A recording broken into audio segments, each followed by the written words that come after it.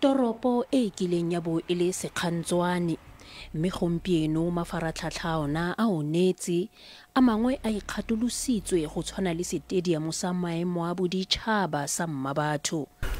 This is where it had to be our professional football pitch. Se ne se tlhola se tshwara ditiragalo tsa boditšhaba tsa metshameko, mme ga jaana mo thoko ga sona baithuti ba ba ikatisetsang go kgweetsa ba se dirisa. Toropo eno e simolola go nna e setlhefetseng, mme seo se koba beeletsi. Go sa dire ga diroboto mo Mahikeng ke tlwaelo, mme ditsela ke tse di tletseng mesima. Ga gona ope ka batlang go tsaya madi a gagwe a latlhela mo metsing. So yaanong babeeletsi le bone ba go bona fela gore go mo ka ite ga gona tswelelopele mo le batho ba mo e kare ba kgobegile marapo ga ba bone gore tota ga te go iwa kae. Go tlhokega tsereganyo ya ka bonako go ka busetsa motsemogolo Mahikeng mo seemong sa mo malobeng. A bona ke sa yo go pema.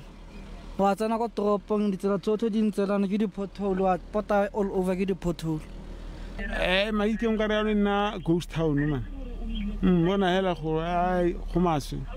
Ga jaana ga go ise go nne le thulaganyo ya go ka tlhabolola motsemogolo, mme baagi ba solofetse fa Mahikeng e se kitla inyelela ba ilebile.